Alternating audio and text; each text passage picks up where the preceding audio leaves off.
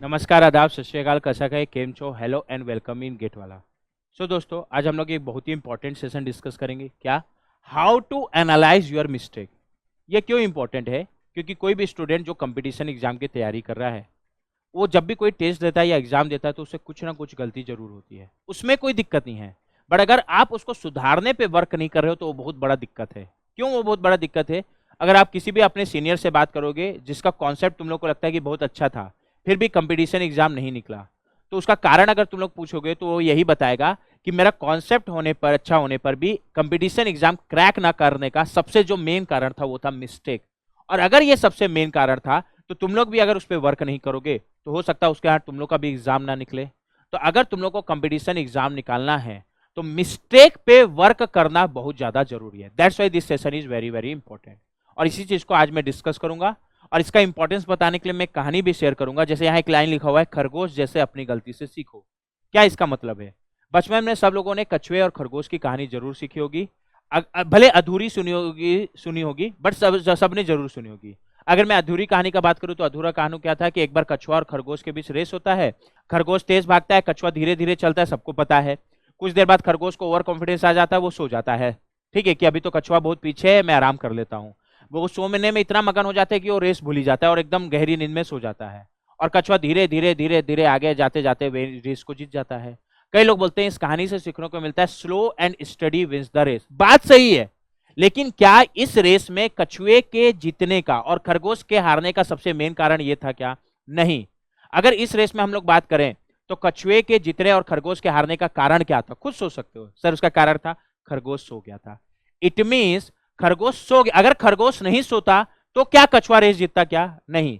यही गलती अगले दिन खरगोश एनालाइज करता है कि मैं रेस क्यों हारा, मैं तो तेज दौड़ता हूं। तो उसको समझ में आता है कि चूंकि मैं सो गया था ओवर कॉन्फिडेंस में, दैट्स वाई मैं रेस हारा। अगले दिन फिर वो कछुए के पास जाता है और कछुए को बोलता है आज फिर रेस हो जाए। कछुआ भी ओवर कॉन्फिडेंस में रहता है कि कल जीत गया था तो आज भी जीत जाऊंगा, रेस लगा लेता है। अब की बार खरगोश वो गलती नहीं करता है और खरगोश वो नहीं गलती करता है तो खरगोश तेज भाग के रेस जीत जाता है। मीन्स खरगोश ने अपनी गलती को एनालाइज किया, उसको सुधारा, दैट्स वाई वो अगले दिन रेस जीत गया। मीन्स हमको अपनी गलतियों से सीखना बहुत जरूरी है। और आज हम लोग इसी चीज को डिस्कस करेंगे कि जब भी कोई आप अगर एज ए स्टूडेंट बात करें, कोई कंपटीशन एग्जाम का तैयारी करो और उसमें कुछ भी टेस्ट में मिस्टेक होता है, ठीक है, या एग्जाम में मिस्टेक होता है, तो उसको कैसे सुधारें। अगर हम लोग अब इसी मिस्टेक एनालिसिस के बारे में बात करें, क्योंकि ये बहुत इंपॉर्टेंट है, क्योंकि अभी पहले भी बताया कि अगर आप अपने मिस्टेक पे वर्क नहीं कर रहे हो तो कितना भी अच्छा कॉन्सेप्ट हो, आपका कंपटीशन एग्जाम में अच्छा रैंक आने वाला नहीं है। That's why mistake analysis is very very very important. अब मिस्टेक एनालिसिस करने के लिए आपको क्या करना है? जब भी आप कोई टेस्ट देते हो, चाहे कॉम्बो टेस्ट हो, चाहे सब्जेक्ट वाइज टेस्ट हो, चाहे मॉक टेस्ट हो, किसी भी कंपटीशन एग्जाम में, तो उसमें जो भी क्वेश्चन इनकरेक्ट हो रहा है उस इनकरेक्ट क्वेश्चन का एनालिसिस करो। अच्छा, कभी भी कोई टेस्ट देते हो और कोई क्वेश्चन गलत हो रहा है तो क्वेश्चन गलत होने का कारण क्या होगा? गलत कुछ ना कुछ मिस्टेक किए होगे। सर हम लोग किस किस टाइप का मिस्टेक किसी भी क्वेश्चन में कर सकते हैं? तो मेनली तुम लोग कोई भी क्वेश्चन अगर सॉल्व कर रहे हो तो उसमें तुम लोग को दो टाइप का मिस्टेक देखने को मिलेगा। एक कॉन्सेप्चुअल मिस्टेक, मतलब उस क्वेश्चन में तुम लोग का कॉन्सेप्ट ही क्लियर नहीं था, ठीक है। और दूसरा सिली मिस्टेक। ये सिली मिस्टेक क्या है मैं समझाऊंगा, ठीक है। सबसे पहले हम लोग कॉन्सेप्चुअल मिस्टेक का बात करें तो उसमें कोई वैसे बड़ी चीज नहीं है समझने को। कॉन्सेप्चुअल मिस्टेक मतलब टॉपिक में तुम लोग का कॉन्सेप्ट ही क्लियर नहीं है। अगर उस टॉपिक में कॉन्सेप्ट ही क्लियर नहीं है तो जाहिर सी बात है उस टॉपिक को वापस पढ़ो। जैसे अगर तुम लोग हम लोग का टेस्ट सीरीज ज्वाइन करोगे तो कोई भी क्वेश्चन है उसका अगर जब एनालिसिस करोगे टेस्ट देने के बाद तो उसका सॉल्यूशन मिलेगा। जो भी क्वेश्चन में कॉन्सेप्चुअल मिस्टेक हुआ है उस सॉल्यूशन को देख लो। वीडियो सॉल्यूशन है भी है जिसमें उस चीज को डिटेल में डिस्कस किया गया है। उसके बाद भी कॉन्सेप्ट क्लियर नहीं होता है तो कोई बुक से पढ़ लो या अपने क्लास नोट से पढ़ लो या सर से पूछ लो। बट अगर कॉन्सेप्चुअल मिस्टेक है तो उसमें वर्क करने का तरीका सबको पता है कि उसको वापस पढ़ना पड़ेगा, चाहे जिस भी तरीके से पढ़ें। दिक्कत कहाँ है? जो सिली मिस्टेक्स के कारण क्वेश्चन गलत हुए हैं। सिली मिस्टेक्स का मतलब क्या होता है? कोई भी क्वेश्चन है जिसका कॉन्सेप्ट तुम लोग को पूरा क्लियर था, कॉन्सेप्ट से रिलेटेड कोई भी डाउट नहीं था, तो भी वो क्वेश्चन गलत हो गया। और अगर तो भी वो क्वेश्चन गलत हो जा रहा है तो वो सिली मिस्टेक के अंदर आएगा। जैसे अगर हम लोग कुछ जनरल सिली मिस्टेक का बात करें, ठीक है, सिली मिस्टेक का जनरल डेफिनेशन यही है कि कॉन्सेप्ट पूरा क्लियर था क्वेश्चन का तो भी क्वेश्चन गलत हो रहा है, means that mistake is silly mistake. और आज का मेन टॉपिक उसी चीज को इंटरटेन या डिस्कस करना है। जैसे कुछ जनरल सिली मिस्टेक का बात करें तो कई बार हम लोग को क्वेश्चन रीडिंग में और क्वेश्चन को समझने में सिली मिस्टेक होता है। लाइक मान लो क्वेश्चन में डायमीटर दिया बट हम लोग रेडियस ले लिए, ये एक सिली मिस्टेक है। सबको ये तो पता है ना डायमीटर और रेडियस के बीच क्या रिलेशन होता है, बट गलती से हो गया। तो ये सिली मिस्टेक के अंदर आएगा। डाटा गलत कलेक्ट कर लिया हम लोग, 5 दिया था 2 ले लिए, तो this mistakes are known as silly mistake. Similarly कुछ सिली मिस्टेक होगा कैलकुलेशन एरर में, और ये भी बहुत ज्यादा होता है स्टूडेंट से, खासकर गेट में वर्चुअल कैलकुलेटर आने के बाद। तो calculation error is also silly mistake, क्योंकि ये कॉन्सेप्चुअल मिस्टेक नहीं है। कई बार तो ये मिस्टेक होता है कि हम लोग क्वेश्चन को सही सॉल्व कर रहे हैं, मेरा आंसर आया बी और सही आया है, लेकिन हड़बड़ी में हम लोग टिक करके आ गए C, means solving correct but marking incorrect. तुम लोग को हंसी आ रहा होगा, ये ऐसे मिस्टेक कैसे होता होगा किसी को, बट टेस्ट के प्रेशर में ये मिस्टेक भी हो जाता है। तो ये सारे मिस्टेक सिली मिस्टेक के अंदर आते हैं, और इनको इंटरटेन करना जरूरी है। सर इनको कैसे इंटरटेन करें, कैसे इंप्रूव करें, ठीक है, उस पर वर्क कैसे करें। तो पहले तो मैं तुम लोग को कुछ जनरल स्टेप्स बता दे रहा हूं सिली मिस्टेक को अवॉइड करने का। ये सबको पता होगा बट फॉलो नहीं करते हो। सबसे पहला जनरल स्टेप क्या है, रीड द क्वेश्चन केयरफुली। ये कोई भी एग्जाम देते हैं ना, तो उसमें ऊपर में बड़ा बड़ा अक्षरों में लिखा भी होता है, रीड द क्वेश्चंस केयरफुली। ये ऐसे नहीं लिखा हुआ है, क्योंकि जानते हैं बच्चे ये मिस्टेक सबसे ज्यादा करते हैं।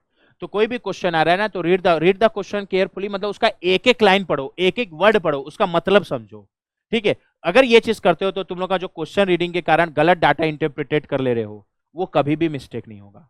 नेक्स्ट, क्वेश्चन को अगर जैसे ही अच्छे से रीड किए, तो जो भी गिवन डाटा है उसको स्क्राइबल पैड जो गेट में मिलता है उसमें लिखो। जैसे तुम लोग को मान लो रेजिस्टेंस दिया है, तो रेजिस्टेंस पूरा लिखने की जरूरत नहीं है, R = 2 ओम, जो भी जर्नल नोटेशन है। कोफिशिएंट ऑफ रिएक्शन दिया है, तो म्यू = 0.3, ये गिवन डाटा के लिखो। खासकर ऐसे क्वेश्चन जो लॉन्ग स्टेटमेंट क्वेश्चन है, उसमें तो मेरे को गिवन डाटा लिखना ही चाहिए, क्योंकि लॉन्ग स्टेटमेंट क्वेश्चन में मिस्टेक होने का चांस सबसे ज्यादा होता है। क्वेश्चन हो सकता है बहुत आसान हो, बट बहुत लंबा लिखे का होने के कारण मिस्टेक होने के चांसेस बढ़ जाते हैं। तो वहां गिवन डाटा को प्रॉपर लिखो। सबसे इंपॉर्टेंट, एग्जामिनर क्या पूछ रहा है और किस यूनिट पे पूछ रहा है वो बहुत ध्यान दो। इसका कारण क्या है, इस चीज को मैं क्यों लिखा हूं, क्योंकि ना कई बार हम लोग के माइंड में ना बहुत सारी चीजें सेट होती है। मैं एक एग्जांपल दे रहा हूं, ये मैकेनिकल ब्रांच में हीट ट्रांसफर सब्जेक्ट का एग्जांपल है, लेकिन रिलेट सारे ब्रांच वालों कर लोगे। जैसे होता क्या है ना, हीट ट्रांसफर में एक टॉपिक आता है critical radius. Critical radius cylinder का भी हम लोग पढ़ते हैं, स्फीयर का भी पढ़ते हैं। सिलेंडर के लिए फॉर्मुला होता है K/H, फॉर्मुला नहीं सिखा रहा हूं, क्या बताना चाह रहा हूं वो समझना। स्फीयर के लिए फॉर्मुला होता है 2K/H। अब हम लोग ना जब भी एग्जाम बुक बनाते हैं तो सबसे ज्यादा क्वेश्चन सिलेंडर का देखने को मिलता है। कम से कम हम लोग 15-20 क्वेश्चन सिलेंडर का किए होते हैं, स्पेयर का 1-2 भी नहीं किया। तो फॉर्मुला लेकिन सबको पता होता है कि सिलेंडर के लिए K/H, स्पेयर के लिए 2K/H, बट हम लोग के दिमाग में सेट होता है कि क्वेश्चन तो सिलेंडर के ही आते हैं। तो कई बार होता है कि एग्जाम में एक्चुअल में क्रिटिकल रेडियस स्पेयर का पूछ लिया है, बट हम लोग क्वेश्चन अच्छे से नहीं देखे, हम लोग को दिमाग में सेट है कि क्रिटिकल रेडियस मतलब सिलेंडर का पूछा होगा, और हम लोग K/H फॉर्मुला लगा के सॉल्व कर देते हैं। यहाँ कॉन्सेप्चुअल मिस्टेक नहीं था, यहाँ मिस्टेक क्या था, कोई एग्जामिनर ने क्या पूछा उसको हम लोग ध्यान से देखा ही नहीं, क्योंकि हमारे दिमाग में सेट था कि वो तो क्रिटिकल रेडियस सिलेंडर का ही पूछेगा। ये चीजें किस यूनिट में, जैसे स्ट्रेस हो गया, जनरली मेगा पास्कल में पूछता है, बट कभी मान लो किलो पास्कल में पूछ लिया तो इसलिए किस यूनिट में पूछा उसको भी ध्यान से देखो। क्लियर, किसी को भी दिक्कत, कोई भी प्री एजम्पशंस लेकर मत चलो, क्वेश्चन अच्छे से पढ़ो, क्या पूछा है, किस यूनिट में पूछा उसको अच्छे से देखो। Be extra careful with calculation, क्योंकि कैलकुलेशन एरर खासकर वर्चुअल कैलकुलेटर आने का स्टूडेंट से सबसे ज्यादा होता है। और हर एक कैलकुलेशन, चूंकि आजकल न्यूमेरिकल आंसर टाइप क्वेश्चन आता है, तो कम से कम 3 डेसिमल प्लेस तक करो, कम से कम 3 डेसिमल प्लेस तक हर एक कैलकुलेशन करो। तो ये तो कुछ जनरल स्टेप्स हो गए। साथ में मिस्टेक को और ज्यादा अवॉइड करने के लिए हम लोग को क्या करना पड़ेगा, एक नोटबुक बनाना पड़ेगा, जिसको मैं बोलता हूं मिस्टेक नोटबुक। कैसे बनाओगे मैं समझा रहा हूं, बट ये सबसे इंपॉर्टेंट स्टेप्स है मिस्टेक को अच्छे से कंप्लीटली कहने का मतलब 100% तो कोई एलिमिनेट नहीं कर सकता, बट 99% एलिमिनेट करने के लिए, कि प्रिपेयर मिस्टेक नोटबुक। सर अब मिस्टेक नोटबुक कैसे प्रिपेयर करें, तो सबसे पहले तो जो मैं पीछे जर्नल स्टेप्स बताया ना, उसको उस कॉपी में लिख लो। और तुम लोग को भी लगता है कि मेरे से इस टाइप का मिस्टेक जनरली ज्यादा होता है और इसको अवॉइड करने का तरीका ये है, तो उसको भी लिख लो। तो पहले जर्नल स्टेप्स तो लिख ही लो। साथ में जब भी कोई टेस्ट देते हो, अगर उस टेस्ट में कोई क्वेश्चन तुम लोग का सिली मिस्टेक के कारण गलत हुआ है, कोई भी टेस्ट है उसमें क्वेश्चन सिली मिस्टेक के कारण गलत हुआ है, तो सबसे पहले उस मिस्टेक नोटबुक में उस क्वेश्चन को लिखो, उसमें क्या सिली मिस्टेक हुआ था उसको लिखो। मान लो डायमीटर दिया था, रेडियस ले लिए। मान लो क्रिटिकल रेडियस पूछा था सिलेंडर का, स्फीयर का, हम लोग सिलेंडर का निकाल के आ गए। तो जो भी सिली मिस्टेक हो रहा है उसको लिखो, और उसको रेक्टिफाई करने के लिए मेरे को क्या करना है उस एनालिसिस को लिखो। अगर ये चीज लिखते हो ना, तो सेम टाइप का मिस्टेक अगले बार होना अपने आप कम हो जाएगा।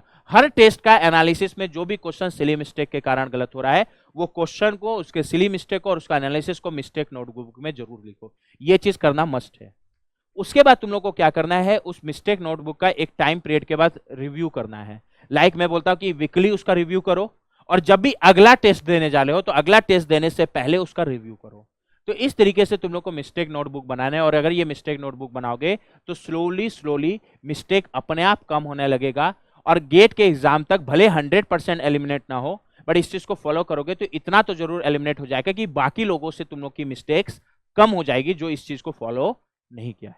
तो ये एक सबसे बेस्ट तरीका है अपने मिस्टेक्स को, खासकर सिली मिस्टेक्स को एनालाइज करने का और उसको कम करने का। ये इंपॉर्टेंट है। समरी ये है कि जो भी आपसे गलतियां हो रही है उससे दिक्कत नहीं है, बट उस गलतियों से सीखो और उसको सीखकर सुधारो, ये सबसे इंपॉर्टेंट ठीक है। क्लियर बन? यहां एक लाइन लिखा हुआ है, ये लाइन तुम लोग को बहुत ही इंपॉर्टेंट है समझना, कि not learning from your mistake is biggest mistake. Mistake करना गलत नहीं है, बट अपने मिस्टेक से नहीं सीखना ये बिगेस्ट मिस्टेक है। तो ये चीज तुम लोग को नहीं करना है, ठीक है। एक चीज हमेशा याद रखना कि भूल होना प्रकृति है, ये इंसान का बेसिक नेचर है। मैं वापस रिपीट कर रहा हूं, भूल होना प्रकृति है, मान लेना संस्कृति है। अपने गलतियों को मान लेना संस्कृति है और उसको सुधार लेना प्रकृति है। So if you want to live progressive life, गलतियां हो रही है उससे दिक्कत नहीं है, वो तो बेसिक नेचर है इंसान का, बट उस गलतियों को पहले मानो, ये हम लोग का संस्कृति भी है, कल्चर भी है, और उस गलती को सुधारोगे तो अपने आप आपकी प्रगति होगी। ओके, तो चलो फिर, धन्यवाद।